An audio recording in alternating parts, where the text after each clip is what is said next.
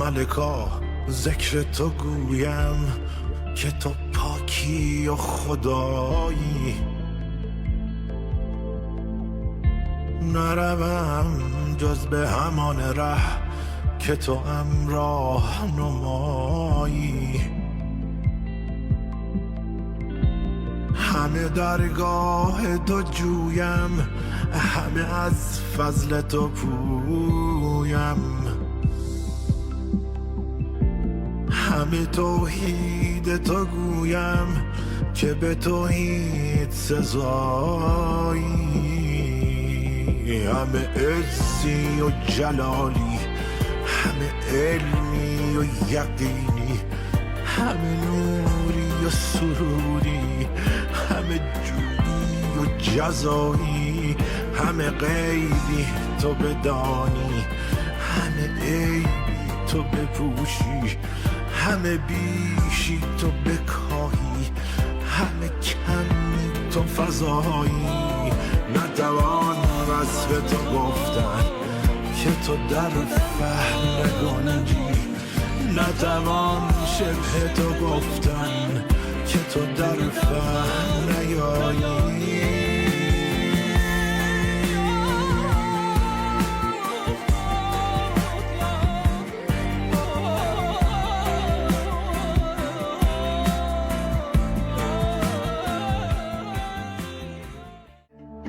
من منیره محمدی هستم، 64 سال سن دارم، اهل تهران، 4 فرزند دارم. بچه هم مرجان، مسعود، سعیده، مونا. یه عروس دارم، 2 تا داماد. فعالیتم کلاس‌های مختلف میرفتم، بافندگی میکنم، بعد نزدیک ظهر غذا رو آماده میکنم دیگه. بعد از ظهرم باز شروع میکنم به همون کاری که داشتم انجام میدادم. میگم چون بافتنی رو دوست دارم بیشتر دست میگیرم این کارو. و دیگه عصرم که دیگه چایی میخورم و استراحت میکنم و دیگه نماز مغرب، بعد هم دیگه شب میشه دیگه. سرکار خانم منیره محمدی، خیلی خوش آمدید خانم. بله. بفرمایید که چه اتفاقی افتاد؟ در تاریخ 24 خرداد 1361 من 2 روز درد زایمان داشتم که بنا به دلایلی سزارین شدم. اوایل جنگ؟ درست اوایل جنگ و تو جنگ بود، یعنی من تو بیمارستان مصطفی خامینی بودم و مجروحین جنگی رو اونجا آورده بودن. بله. من وقتی که منو بردن اتاق عمل بیهوشم کردن، متوجه شدم که بیهوش کردن و با هم حرف زد. اون آقایی که منو بیهوش کرد بهم گفت چند تا بچه داری؟ صحبت کرد که من دیگه بیهوش بشم، در حال تزریق آمپولی که میزد و من بیهوش شدم. وقتی بیهوش شدم همون لحظه جدا شدم آقای موضوع. یعنی وقتی دکتر و پرستارا داشتن دست به کار میشدن که عملو انجام بدن، من همون لحظه به صورت افقی رفتم بالا.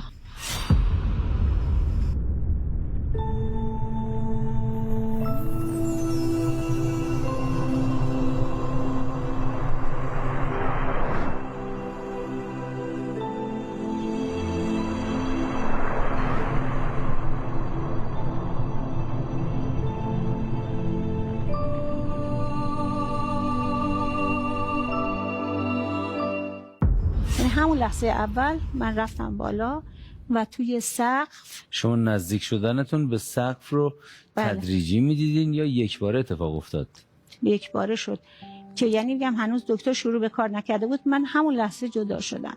من نگران نشدین از این که؟ نه اصلا بد نگران شدم. اون موقع رفتم چون خیلی درد داشتم آقای موزون، گفتم فقط راحت شم دیگه. خانوما میدونن این مسئله رو که درد زایمان، ولی من 2 روز درد داشتم، خیلی سختی کشیدم دیگه. چون از درد خلاص شده بودین؟ بله چون از واقعا درد داشتم. یعنی این بچه اولم خیلی اذیت شدم. به خاطر اینکه از درد خلاص شدین ناراحت نبودین؟ خیلی اذیت شدم، یعنی انگار داشتم راحت میشدم، فکر میکردم که دیگه از درد دارم جدا میشم.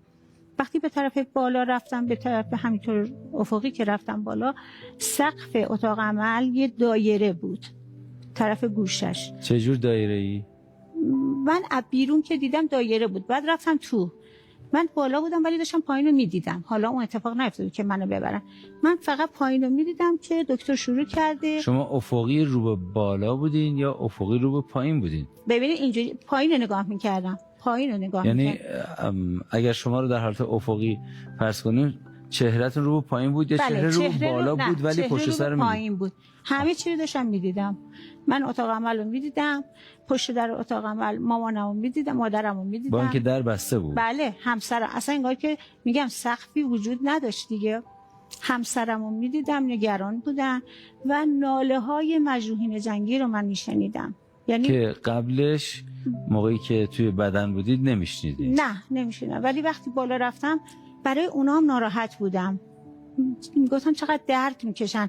اتاقای هم جوار فکر میکنم اتاق عمل مجروحین بود، جانبازان بود که آورده بودن. یعنی صداهایی رو که وقتی تو بدن بودید نمیشنیدید حالا میشنیدید؟ آره، الان قشنگ میشنیدم. شنیداری شما قوی شد؟ بله قشنگ.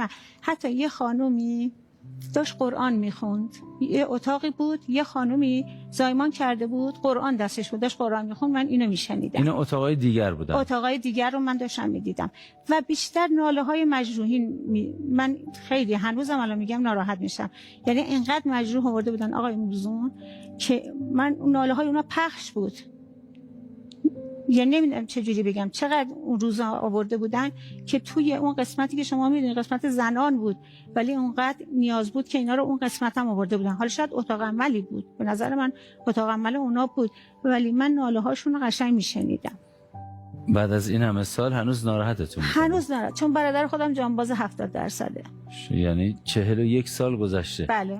هنوز ناراحت؟ هنوز ناراحت. یعنی الان یادم افتاد خودم هم میدیدم که عملو شروع کردن. خانم دکتر قاضی زاده اسمشون بود، الان هنوز یادمه. اتاق خودم هم 208 بود. من هنوز بعد این سالها هنوز یادم آقای موزون. این که انقدر قوی تو حافظه شما مونده، بله، علتش اینه که بیرون از بدن تجربه داشتین یا اینکه نه اگه این تجربه رو نمی داشتین اینا یادتون می بود؟ نه، تو ذهنم مونده و به هیچ کس هم نگفتم تا زمانی که برنامه تلویزیون شما رو دیدم. تصمیم گرفتیم بگی؟ چون که به من، حالا بقیه‌اش براتون میگم. بعد وقتی که افقی رفتم بالا، اونجا 2 نفر منو بردن، 2 نفر منو هدایت کردن. 2 نفر؟ 2 نفر پشت سرم بودن آقای موزون، من اینا رو نمیدیدم. همون بالا؟ نه دیگه، با من وقتی که شما بالا بودید دیگه؟ آره من بالا بودم. 2 نفر هم؟ آره 2 تا بالا. حس می‌کردم مرد هستن ولی نمیتونستم ببینمشون اصلا من، ولی صداشون رو میشنیدم که به من میگفتن برو. و اون لحظه خیلی سریع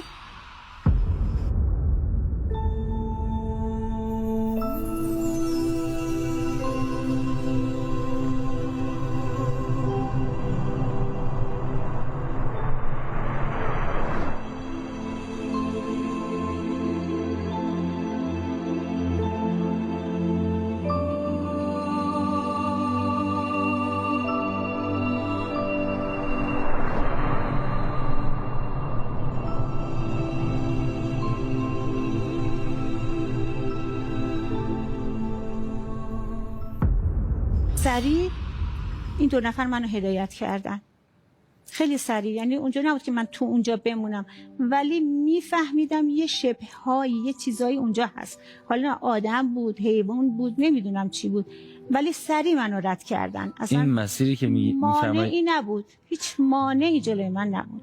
این مسیری که میفرمایید رد کردن افقی، عمودی، تاریک، روشن؟ تاریک بود. بعد که منو رد کردن، میگم خیلی سریع رد کردن، اونقدر سریع رد کردن که من حس نکردم که نور چه رنگیه، ولی الان که یادم میاد تاریک بود. منو بردن یه جای خیلی بزرگ آقای موزون، نه در ورودی داشت نه در خروجی، و خیلی رنگارنگ آب نهری میومد، یه آبی اصلا خیلی آب حالت خیلی شفاف، یعنی چجوری بهتون بگم، آبی که آدم دلش میخواد از اون بخوره، این آب بود. بعد این 2 نفر بازم پشت سر من بودن، اصلا جلو نمی اومدن خودشون نشون بدن. این رنگارنگ رو توصیف می‌فرمایید؟ رنگارنگ من چجوری توصیف کنم؟ من هنوز به اون رنگا رو من هنوز ندیدم تو دنیا که اینقدر قشنگ بود آقای موزون، که الان یادم میفته میگم کاش الان باز اونجا بودم. خیلی قشنگ، خیلی خیلی قشنگ بود. بعد درختای میوه آقای موضوع اینا به من میگفتن از این میوه ها بخور و اشاره میکردن که از این میوه ها بخور. کیا اشاره میکردن؟ همین 2 نفر. هنوزم نمیدیدنشون؟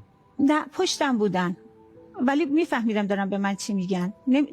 نمیتونستم ببینمشون. حالا نمیدونم جریان چی بود که من نمیتونستم. این گفتن صدا بود یا به شما مطلب منتقل اشاره میکردن من میفهمیدم چی میگن. صدا نبود ولی میفهمیدم. آره قشنگ میفهمیدم. نمیدونم چه لحن ولی من بهشون گفتم که من خیلی درد داشتم اینجا چه کار میکنم. گفت من که شما دردا تموم شد. گفتم نه من خیلی درد داشتم. من 2 روز دارم درد داشتم. گفت شما دردا تموم شد. حالا استفاده کن. هی اینجوری نشون میدادن درختای این حالا استفاده کن. حالا استفاده همین گفتن که استفاده کن اینجایی که هستی. گفتم خواهم برم بچه‌مو ببینم. این چه میوه‌ای بود که میگفتن بخور؟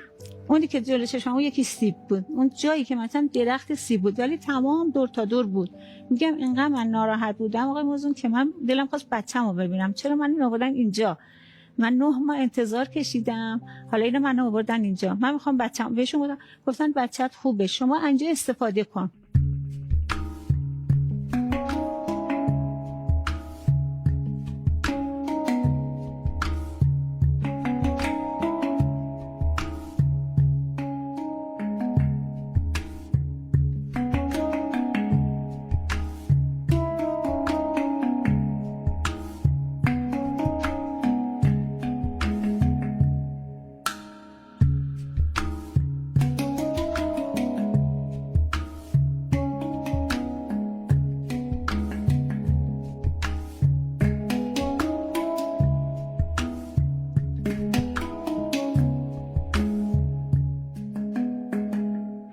ولی من اصلا نخوردم آقای موزون اصلا، چون فقط فکر بچه‌م بودم. میگفتم من میخوام بچه‌مو ببینم چه شکلیه، ناقص نیست، سالمه، ببینم من بچه‌ت خوبه، دردات تموم شد، شما از اینجا استفاده کن. نمیذاشتن من برم، نمیذاشتن آقای موزون، حتی من خواستم برگردم نمیذاشتن.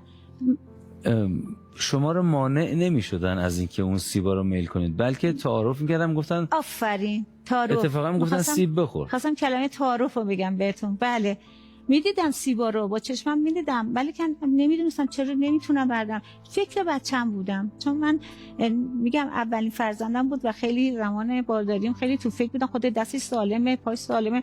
خب مادرای باردار معمولا این فکرها رو میکنن. فقط دوست داشتم برگردم بچه‌مو ببینم. در مقابل اینکه میگفتن سیب میل کن، شما بله گفتید نه بچه‌مو میخوام ببینم. میخوام برگردم. آره نمیذاشتن، پشتم بودن، اینا نمیذاشتن که من انگار که برگشتن شما نقطه مقابل اون خوردن سیبا بود. آفرین. آره اصلا دوست داشتن که من اونجا باشم. میگفتن استفاده کن. نهر رو به من نشون میدادن. درختا رنگارنگ بود آقای موضوع، مثل درختای اینجا نبود که همه سبز باشه، همه رنگی بودن درختا. پاییزه که میشه ما هم درختای نه از پاییزم قشنگتر بود. پاییز زرده. آها درسته. پاییز مثلا 3 4 5 10 7 8 10 تا رنگ شاخص‌تر میتونیم ببینیم. بله. از اونم بیشتر؟ بله بیشتر بود. راجع به محیط اونجا بله. بازم بفرمایید. بله. توصیف کنید. محیط اونجا بزرگ بودنش، ببین این طرف نهر آبی که گفتم که شروع و پایان این آب من نمیدونم کجاست. صورتمو که برمیاد چشمم میفته به آب زلال، مواجم بود و من بیشتر این طرف درختا بودم. این 2 نفر که پشت سر من بودن، من بیشتر طرف همین درختا بودم.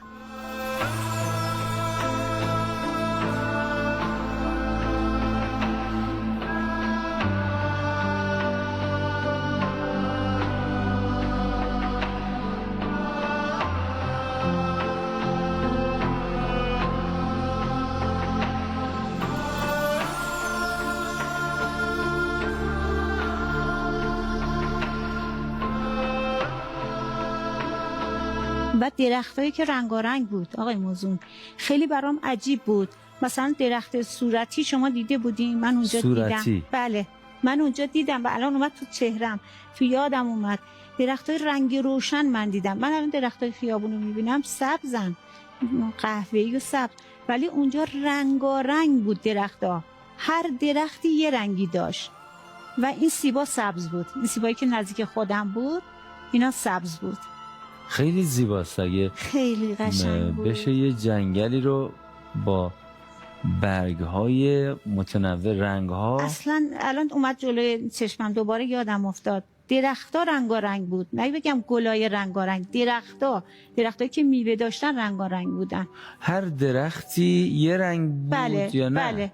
یک درخت رنگارنگ نه، بود. هر درختی یه رنگ، هر درختی. یا مثلا یه درخت صورتی، بله. یک درخت قرمز. بله، قهوه‌ای، همه رنگ، خیلی قشنگ بود. من خودم تعجب کردم، گفتم که اینجا چه جور جاییه که مثلا اینقدر درخت‌ها رنگارنگن، خب ما بیرون اینجوری درخت ندیدیم. حالا تو همه این فکرها من فکر بچم بودم. این فکر بچه منو راحت نمیذاشت که برم بچه‌مو ببینم. دوست داشتم که سریع برم من اونو ببینم و این 2 نفر اجازه نمیدادن من برم. میگفتن اینجا بمون؟ آره، خوب حرف میزدن، زور نمیگفتن، خیلی ملایم و خیلی خوب میگفتن بمون، استفاده کن. میخواستن نمکگیر اونجا بشی. آره، خیلی میوه رو به من، خیلی از میوه برای من تعارف کردن. حس و حالتون اونجا چی بود؟ خیلی خوب بود، حس و حال خوبی داشتم، نگاه میکردم، خیلی جای قشنگی بود. ولی میگم نه در ورودی داشت نه در خروجی داشت که نگاه کنم من از کجا آوردن به کجا میرم. دلتون میخواست یه بچه رو ببینید؟ دلم میخواست بچه‌م اونجا نمونید؟ آره، دلم میخواست برم بچه‌مو ببینم برگردم. دوست داشتم اونجا رو، خیلی دلم میخواست، ولی دلم میخواست ببینم بچه‌م سالمه، به دنیا اومد بچه‌م، بعد دوباره برگردم. ولی 2 نفر اجازه به من نمیدادن، پشت من وایستاده بودن اینجوری. جایی به زیبایی اونجا ممکنه باشه توی دنیا؟ نه اصلا، تا حالا ندیدم. من خیلی شهر رو سفر کردم. توی فیلم ها توی فیلم هم ندیدم آقای موسیقی. من توی فیلم ها ندیدم درخت‌ها رنگارنگ باشن. جایی به اون زیبایی رو فقط به خاطر بچه رها کردی؟ بله.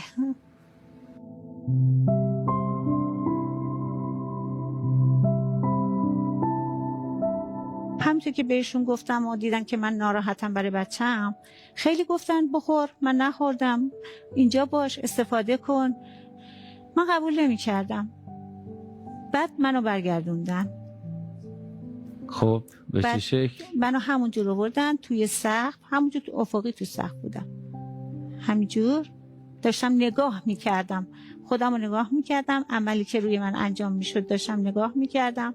دکتر، پرستار، 2 تا پرستار خانوم بود، یه پرستار آقا بود که بیهوشم کرد و خانوم دکتر قاضی زاده بود. دوباره برگشتید پایین؟ نه، هنوز بالا بودم من.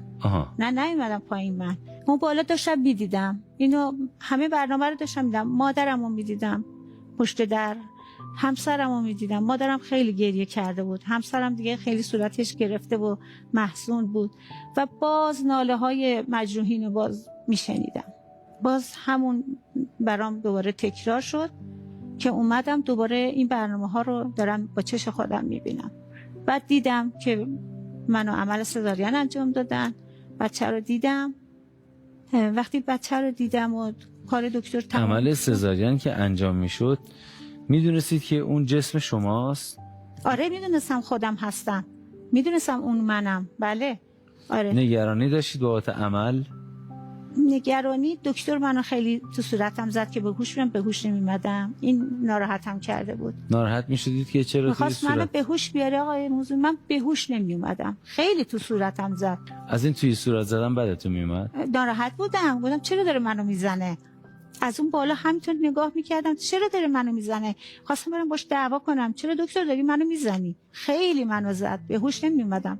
اونجا بودم دیگه، جسم من جدا شده بود، منتها خودم داشتم میدیدم که برنامه چیه.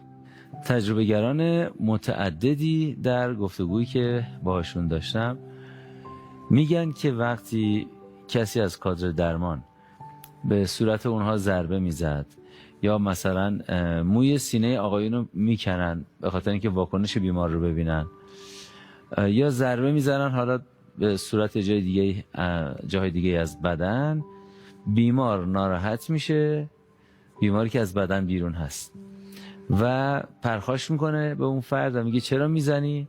احساس میکنن که بهشون بی احترامی شده، یا اینکه نگران جسمشون هستن، احساس میکنن که حالا این جسمی که خودش بیماره تازه داره کتک هم میخوره.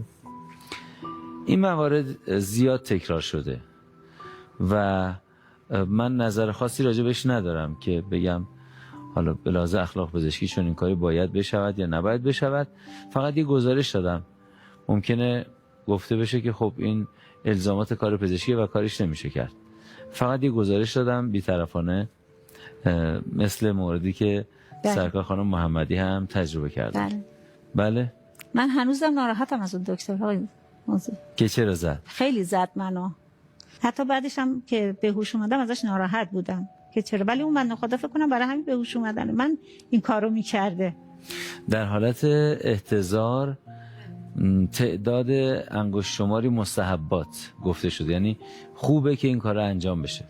یکی از این مستحبات انگشت شمار این هست که به بدن محتضر، به جسم فرد محتضر احترام بگذارید. بله. شاید یکی از گزاره‌هایی که ما داریم در تجربیات همین هست که ضربه زدن به جسم بیمار احساس بی احترامی میکنه و آزرده میشه. الان 41 ساله میفرمایید هنوز ناراحتم. هنوز ناراحتم. فرمودید ضمناً از اون 2 نفر هم ناراحت بودین. از اونا ناراحت نبودم، منو نمی آوردن، برنمیگردوندن. آن ناراحت بودید که شما رو نمی آوردن؟ آره دیگه، من برای این ناراحت بودم. بنده خدا به من بدی نکردن، می‌خواستن منو نگه دارن اونجا. اونا فقط اصراری که داشتن من اونجا بمونم. خب شما گفتید که میخوام ببینم بچه‌ها آوردن شما رو. آره منو آوردن. خب چرا ناراحت بودین؟ بودن که منو دوباره ببرن. آها. بودن. باز پشت من بودن دوتاشون. همون تو سقف پشت من بودن آقا موضوع. ناراحت بودید که واسطادن که همچنان میخوان منو ببرن آره اونا منو خواستن ببرن. دکترم داد میده تو صورتم. چک میزدیم در این و چک میزد که من به هوش بیام. هم از زمینیه ناراحت بودید هم از آسمونی‌ها. آره اون بنده خدا می‌خواستن منو ببرن. هدفش رفته بودم. چه حس حال عجیبی از زمین و آسمون گرفتار و ناراحت یعنی و یه تنها. لحظه‌ای بود آقای موضوع. الان که یادم میفته اونا منتظر بودن منو ببرن و این پایین داشتن منو میزدن. و مادر این وسط واساده. بله دارم نگاه میکنم. من اون زیبایی‌های اونجا رو نمیخوام. بله. این حالی که از دست اینا ناراحتم، اونور دارم کتک میخورم. من میخوام برگردم به خاطر فقط فرزندمو میخواستم. مادر. بعد همینطور که از بالا داشتم نگاه میکردم منو میزد دکتر، همینطور اومدم پایین به هوش اومدم.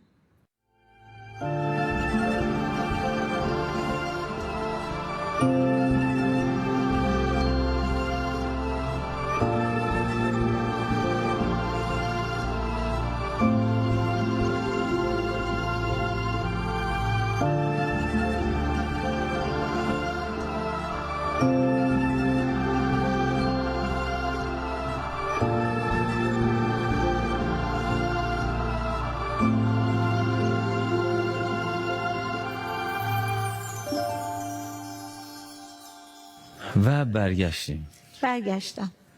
نتیجه؟ برگشتم چشمامو که باز کردم، بگم وقتی تو صورت دیدم باز داره میذاره صورتم، ولی چشمام باز کردم دیگه چکا قطع شد. دیگه نگاه کردم ولی بدم اومد. از محیط بیمارستان بدم اومد. گفتم کاش برمیگشتم اونجا. آره الان دلم میخواست که برگردم اونجا که بودین. بله. بچه‌ها میخوام اومدن تو بدن اونجا رو. آره تازه دوست داشتم که من برگردم دیگه. تا این که منو بردن که تو بخش، همسرم اومد پیشم گفتش که رفتی اون دنیا و برگشتی. همسرم بهم گفت. بعد من هنوز به هوش اومدم داشتم حرف میزدم با اونا، با اون دوتا. آره داشتم حرف میزدم. آقامون به من گفتش که شما با کی حرف میزدی؟ چقدر حرف میزدی؟ با کی داشتی حرف میزدی؟ با اونا. من هنوز داشتم حرف میزدم. بعد همسرم به من چیا میگفتین بهشون؟ گفتم منو ببرید. بهشون گفتم من بچه‌مو دیدم منو ببرید. به هوش اومده بودم داشتم این حرفا رو میزدم. میگفتم که منو ببرید، من دیگه بچه‌مو دیدم. ولی اونا دیگه جواب به من نمیدادن. دلتنگ شدین؟ خیلی دلتنگ شدم چون خیلی مهربون بود، خوب بودن، حرف منو گوش کردن، منو برگردوندن. مهربون بودن؟ بله. قابل اعتماد بله بودن؟ قابل اعتماد بودن. و اونجا بسیار زیبا بود. خیلی قابل اعتماد بودن. درختان رنگ بله. حتی درخت صورتی خیلی قشنگ بود. قرمز، درخت قرمز. خیلی آقای موزون اونجا قشنگ بود. اما همه رو رها کردید به خاطر مرجان خانم اومدین پایین؟ بله به خاطر فرزندم، چون فرزند اولم بود. خب بالاخره 9 ماه من انتظار کشیده بودم. الان مرجان خانم 41 سالشونه. بله. این دلتنگی همون موقع تمام شد یا الان هست هنوز؟ الان هست. هست. هنوز هست. بله. آقای موزون، من اینقدر دلتنگ اون زمان شدم که سال بعد در همون اتاق فرزند پسرم به دنیا آوردم. همون اتاق 208. پرستارا من گفتن تو معذرت میخوام، تو با چه روی اومدی پارسال اینقدر درد کشیدی، اینقدر ما رو اذیت کردی؟ درست پسرم و دخترم 1 سال 1 ماه و 1 روز با هم فرق دارن. یعنی اینقدر دلتنگ بودم که من دوباره برگردم اونجا. گفتم میشه دوباره من برم. تو زایمان دوم؟ بله. دوست داشتید برید؟ دوست داشتم که همش گفتم میشه دوباره من بیهوش بشم، من برم اونجا، دوباره اونجا رو ببینم. چرا از دست دادم اونجا رو؟ بعد که منو بردن خونه، یکی از خانمایی که اومد ملاقات من که مثلا تبریک به من بگه، که خانم مؤمنه ای بود به نام خانم سروره باقری، اومد که منو ببینه. من فقط برای ایشون تعریف کردم، برای هیچ کس تعریف نکردم. خواستم برای همسرم تعریف کنم، همسرم باورش نمیشد. خانم باقری در قید حیات بله هستم ولی نمیدونم کجا. خانم سروره باقری دختر صاحب خونمون بودن، خیلی دختر مؤمنی بودن و من خیلی ایشونو قبول داشتم. به ایشون نشست بغل دست من تعریف کردم، گفتم سرور من اینطوری شد اینا. بعد یه لبخند زد به من گفت دیگه برای کسی اینو تعریف نکن. از اونجا دیگه یعنی بچه‌هام که الان شنیدن که فهمیدن من می‌خواستم بیام، شما مامان چند سال شما بودی به ما نگفتی؟ نگفتم. نمیدونم آقای موزون آیا نیومد تو خاطرم، یادم هم نرفته دیگه. الان دارم قشنگ میگم. نمیدونم چرا نمیتونم برای دیگران بگم. اینو خودم هم هنوز نفهمیدم. من این همه کار خانم باقری شده. دیگه به من گفت برای کسی تعریف نکن. حرفشو گوش کردم ولی خیلی خوشحال شد وقتی براش تعریف کردم.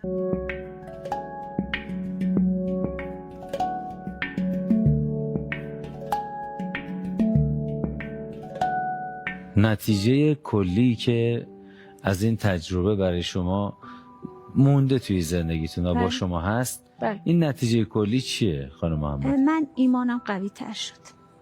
به چه چیزی؟ به هر چیزی که دستور خداست. یکی حجابمو خیلی رعایت کردن، یکی نمازمو خیلی دیگه نماز و روزم و اطاعت از همسر. خیلی ها به من گفتن تو ترسویی، از شوهرت میترسی، ولی دین من به من اینو گفته. حالا مورد دیگه هم که دیگه تا جایی که بتونم کارهای خوب انجام بدم انشالله خدا قبول کن. دیگه یه ترسی تو وجود من اومده بود که کارهای خوب انجام بدم تا جایی که میتونم. ترس از چی؟ ترس از گناه یا ترس از مرگ؟ ترس از این که اگر برم اون دنیا دیگه گناهکار نباشم. ولی کاش به خودم گفتم کاش مونده بودم، برنگشته بودم که دست الان خطایی نکنم. خب بالاخره انسان جایز الخطاست. لطف کردید حضور پیدا کردید در برنامه خودتون و سر این قرار حاضر شدین. اجازه میخوام با جناب عالی و بینازمیران بیننده برنامه هم یک قرار دیگه تنظیم کنیم برای یک دورهمی و دیدار دیگه. انشالله تلاش کنیم زندگانی ما بر این خاک نیمه تاریک و نیمه روشن طوری باشه که وقتی به زندگانی بعدی وارد شدیم جایی باشیم که درختانش رنگارنگ، آبهایش زلال، بیکرانه هایی که نه ابتدا دارن و نه انتها، و همراهانی که مهربان باشند و به ما از بهترین نعمتهای خدا تعارف کنند. انشالله طوری زندگانی کنیم که قرار بعدی و ملاقات بعدی همه ما در چنین قرارگاهی باشد. بله انشالله. انشالله. با شما هم چشم انتظار همین قراریم و بیقراریم تا وقت قرار.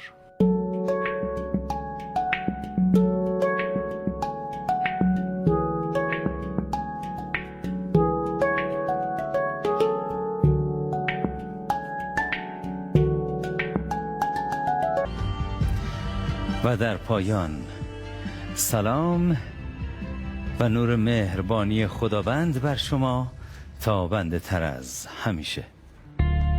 ملکا ذکر تو گویم که تو پاکی و خدایی، نروم جز به همان ره که تو امراه نمایی. همه درگاه تو جویم، همه از فضل تو پویم، همه توحید تو گویم که به توحید سزایی. نتوان وصف تو گفتن که تو در فهم نگنجی، نتوان شبه تو گفتن که تو در وهم نیایی. نبود این خلق و تو بودی، نبود خلق و تو باشی، نه به جنبی نه به گردی، نه به کاهی نه فضایی. همه عزی و جلالی، همه علمی و یقینی، همه نوری و سروری، همه جودی و جزایی. نتوان وصف تو گفتن که تو در فهم نگنجی، نتوان شبه تو گفتن که تو در راه نیایی. نتوان وصف تو گفتن که تو در فهم نگنجی، نتوان شبه تو گفتن که تو در راه نیایی.